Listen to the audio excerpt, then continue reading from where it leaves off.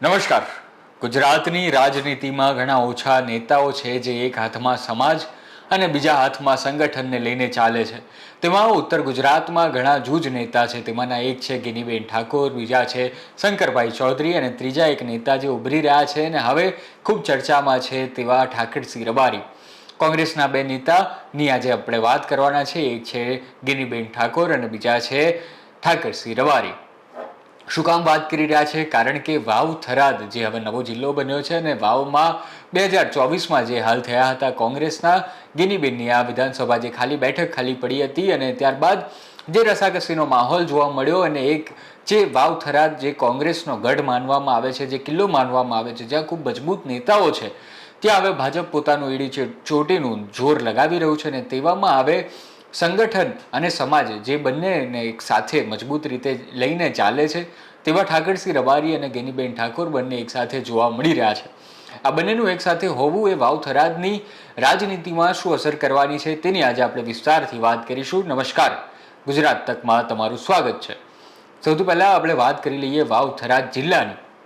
વાવ થરાદ જિલ્લો જે હમણાં નવો બન્યો છે અને કોંગ્રેસ માટે માથાનો દુખાવો બન્યો છે. એટલા માટે કારણ કે હજી સુધી કોંગ્રેસ જ્યાં ખૂબ મજબૂત કહેવાતી હતી, 2021માં જે પંચાયતની ચૂંટણીઓ થઈ હતી તેમાં વાવ આખી બેઠક છે તે કોંગ્રેસે જાળવી રાખી હતી. આખા ગુજરાતમાં જેટલી પણ જિલ્લા પંચાયતની બેઠક છે ત્યાં સફાયો થયો હતો, તેવામાં વાવ બેઠક કોંગ્રેસે જાળવી રાખી હતી. ટૂંકમાં એટલું કે આખું વાવાઝોડું જે આવ્યું હતું 2021નું, તેવામાં પણ વાવ જે છે તેમનો કિલ્લો અભેદ રહ્યો હતો તે હવે તૂટવાની તૈયારીમાં છે. કારણ કે વાવના ધારાસભ્ય ભાજપના ધારાસભ્ય છે અને સાથે વાવ અને થરાદ જે નવો જિલ્લો બન્યો છે તેમાં ભાજપે તો પોતાનું સંગઠન મજબૂત કરી લીધું છે, પરંતુ જે ગઢ માનવામાં આવે છે કોંગ્રેસનો, ત્યાં તેમણે સંગઠન હજી સુધી બનાવ્યું નથી, અથવા તો બનાવ્યું છે તો પણ તેને સત્તાવાર રીતે તેને નામ આપ્યા નથી. કારણ કે બનાસકાંઠાની જે ધુરા સંભાળે છે તે ગુલાબસિંહ રાજપૂત, તેઓ જ વાવ થરાદના પણ પ્રમુખ કહેવામાં આવે છે. જ્યારે બીજી તરફ ભાજપે તો ડૉક્ટર નરેશ ઠાકોરને આખી વાવ અને થરાદ જિલ્લાની કમાન સોંપી દીધી છે કે તમે જુઓ. અને તેઓ જુવાન છે, યંગ છે અને ખૂબ મજેદાર રીતે ખૂબ સંગઠન અને કાર્યકર્તાઓને સાથે રાખીને કામ કરી રહ્યા છે. તો બીજી તરફ હવે સમાજને સાથે લઈને ચાલતા એવા ગિનીબેન ઠાકોર હવે આવી ગયા છે મેદાનમાં અને હવે તેઓ વાવ અને થરાદમાં એક પછી એક પોતાની ચૂંટણીઓ કરી રહ્યા છે, ચૂંટણી માટેનું પ્રવચન આપી રહ્યા છે, સંગઠનને મજબૂત કરી રહ્યા છે, કોંગ્રેસના કાર્યકર્તાઓને જોડી રહ્યા છે. તો 2024ની જ હવે વાત કરીએ તો એ જ ઠાકરસિંહ રબારી, જેમને લાગતું હતું કે વાવની ચૂંટણીની ટિકિટ મને મળશે પણ તમને ન મળી, ને ત્યારબાદ એવી ઘણી બધી હવાઓ ચાલી કે ઠાકરસિંહ રબારી અત્યારે કોંગ્રેસથી થોડા નારાજ છે.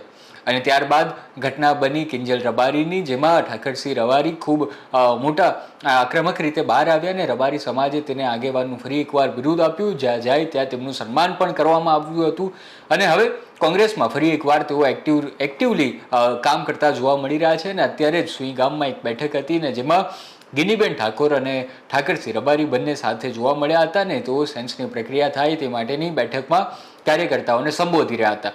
પણ હવે આ વાત થઈ તેને હવે આપણે ડેટા સાથે જોડીએ તો 2021ની વાત છે. અત્યારે વાવ થરાદ જે જિલ્લો બન્યો છે તેમાં સુઈગામ છે, વાવ અલગ તાલુકો, થરાદ અલગ તાલુકો, સુઈગામ, ભાભર, ત્યારબાદ બીજા 3 થી 4 નવા તાલુકાઓ બન્યા છે. અને આ તમામ તાલુકાઓમાં હવે 2021ની વાત કરીએ, જ્યારે બનાસકાંઠા જિલ્લો લાગતો હતો ત્યારે તમામ જેટલી પણ સીટો હતી તેમાં ભાજપ મોખરે રહ્યું હતું. કુલે લગભગ 66 જેટલી સીટો હતી, તેમાંથી 44 જેટલી સીટો ભાજપ જીત્યું હતું, જ્યારે 22 થી 26 સીટો જે છે તે કોંગ્રેસ જીત્યું હતું. અને તેમાં પણ વાવ ખૂબ મહત્વની બેઠક ધરાવતી હતી જે કોંગ્રેસના ભાગે ગઈ હતી. ટૂંકમાં આખા વિડીયોનો સાર એટલો છે કે સમાજ અને સંગઠનને જે સાથે લઈને ચાલે છે તેવા બે દિગ્ગજ નેતાઓ, જે બે ધાકડ નેતાઓ છે તેવા ગિનીબેન ઠાકોર અને ઠાકરસિંહ રબારી હવે 2024ની ચૂંટણી બાદ ફરી એકવાર સાથે જોવા મળી રહ્યા છે અને વાવ થરાદમાં પોતાનો કિલ્લો, અભેદ કિલ્લો જે છે તેને બચાવવા માટેના પોતાના સેનાપતિની જેમ તેઓ લડી રહ્યા છે. તમે જુઓ મિત્રો, હજી તો સંસદનું સત્ર હતું તે પૂરું થયું હતું અને તેવામાં ગિનીબેન ઠાકોર ફરી પાછા એકવાર એક્ટિવ થઈ ગયા છે. ગિનીબેન ઠાકોરની વાત કરીએ તો થોડા નજીકના જ ભૂતકાળમાં જે ઠાકોર સમાજનું બંધારણ ઘડવામાં આવ્યું તે અને ત્યારબાદ તેને લઈને જે વિવાદ થયો તેમાં ખૂબ ચર્ચાનું સ્થાન રહ્યું. એટલે કે ટૂંકમાં તેમણે બંધારણ રજૂ કર્યું ત્યારથી બંધારણ તૂટે ત્યારે શું કાયદા હોવા જોઈએ કે કોને શું સજા હોવી જોઈએ તેમાં પોતાનો પક્ષ મૂક્યો હતો અને ઠાકોર સમાજમાં ખૂબ એક્ટિવલી કામ કર્યું છે. તેવી જ રીતે ઠાકોરસિંહ રબારી પણ કામ કરતા જોવા મળે છે.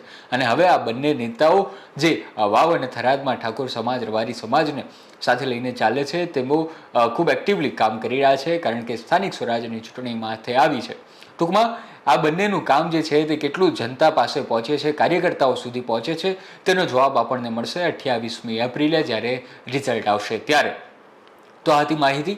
આ બાબતે તમારું શું કહેવું છે તે તમે અમને કોમેન્ટમાં જરૂર જણાવો.